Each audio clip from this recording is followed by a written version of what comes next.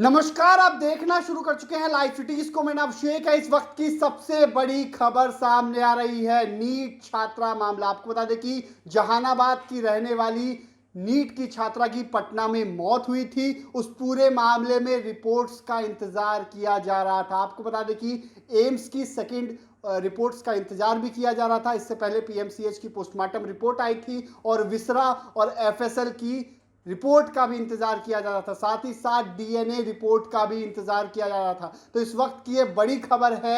आपको बता दें कि एफएसएल की रिपोर्ट सामने आ गई है और इस रिपोर्ट ने सबको चौंका दिया है, क्योंकि इस रिपोर्ट में साफ साफ है कि दुष्कर्म हुआ है, यानी कि रेप हुआ है। मतलब जो छात्रा थी, जहानाबाद की वो छात्रा थी, उसके साथ रेप की पुष्टि हुई है। ये जो है बिहार पुलिस के सूत्रों के हवाले से जानकारी दी जा रही है। हालांकि ये रिपोर्ट अभी तक सार्वजनिक नहीं की गई है, लेकिन इस बात की पुष्टि है कि रेप हुआ है। और इतना ही नहीं, आपको बता दें कि छात्रा का जो अंडरगारमेंट्स है उसमें पुरुष स्पर्म भी बरामद हुआ है। ऐसे में अब आपको बता दें कि एक है, दो है, गैंगरेप है, इस बात को तो हम नहीं कहेंगे, लेकिन इस बात की पुष्टि हुई है कि नीट की छात्रा जो पटना में रहकर तैयारी कर रही थी और उसको लेकर किस तरीके से, आपको बता दें कि हंगामा मचा हुआ है। पटना से लेकर जहानाबाद तक और पूरे बिहार में, पूरे देश में सवाल पूछा जा रहा है, क्या कोई तैयारी नहीं कर पाएगा? क्या जो माँ बाप हैं वो अपनी बेटियों को हॉस्टल में रख पाएंगे कि नहीं रख पाएंगे? तमाम सवाल पूछे जा रहे हैं। ऐसे में जब एफएसएल की रिपोर्ट सामने आई है तो कई चौंकाने वाला खुलासा हुआ है। हालांकि आपको ये भी बता दें कि अभी भी एम्स की रिपोर्ट आना बाकी है। आज हमने आपको दिखाया था लाइव सिटीज पर, जो डॉक्टर विनय थे, उन्होंने जो जानकारी दी थी, क्योंकि डॉक्टर विनय ही एम्स को लीड, जो इस कमेटी है, मेडिकल कमेटी बनाई गई है, उसके हेड है।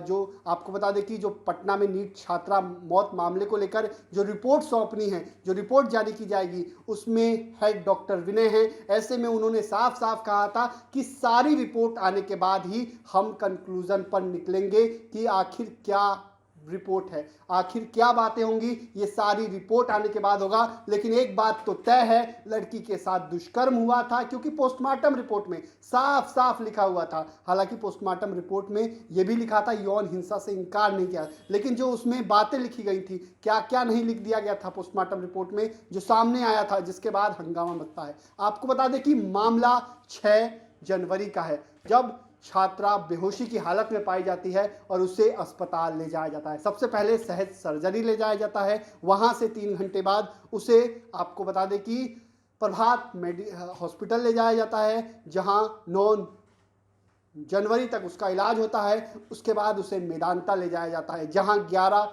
जनवरी को वो दम तोड़ देती है। 12 जनवरी को दोपहर 3 बजे उसका पोस्टमार्टम होता है और शाम 7 बजे से कारगिल चौक पर हंगामा शुरू होता है। उसके बाद तमाम सवाल पूछे जाते हैं। उसके बाद पोस्टमार्टम रिपोर्ट 14 जनवरी को आती है। 15 जनवरी को पोस्टमार्टम रिपोर्ट सार्वजनिक होती है, जिसके बाद तो हंगामा मच जाता है। पुलिस पर लापरवाही का आरोप लगता है, क्योंकि पुलिस ने पहले नींद की गोली की बात कही थी कि नींद की गोली की आदी है, इसी चक्कर में उसकी मौत हुई है। लेकिन जब पोस्टमार्टम रिपोर्ट आती है तो पटना से लेकर जहानाबाद तक हंगामा शुरू हो जाता है। 16 जनवरी को सम्राट चौधरी ऐलान करते हैं अपने फेसबुक वॉल से कि एसआईटी का गठन किया गया है। उसके बाद तो जांच की जाती है, डीजीपी खुद मॉनिटरिंग करते हैं और एसआईटी की जांच चल ही रही है। इसी बीच जो एफएसएल की रिपोर्ट सामने आई है उसने भी चौंका दिया है। उसमें साफ साफ लिखा गया है कि उसके अंडरगारमेंट्स में स्पर्म था, पुरुष स्पर्म था। अब देखने वाली बात होगी ये किसका था, क्योंकि कई अपना भी हो सकता है, पराया भी हो सकता है। तो इसको लेकर अब उसकी गिरफ्तारी होती है कि नहीं, डीएनए से जांच मिलाया जाएगा। तो तमाम सवाल अब भी हैं। देखने वाली बात होगी कब तक गिरफ्तारी होती है। जब दुष्कर्म की पुष्टि हो गई और जब मेल स्पर्म की बात कही जा रही है तो गिरफ्तार कब होंगे, क्योंकि इतने दिन हो चुके हैं। 11 जनवरी को मौत हुई थी और आज 24 जनवरी है। तो देखने वाली बात होगी कब तक पूरे मामले का खुलासा होता है। बने रहिए लाइव सिटीज के साथ। हमारे यूट्यूब चैनल को सब्सक्राइब करिए, फेसबुक को लाइक करिए। धन्यवाद।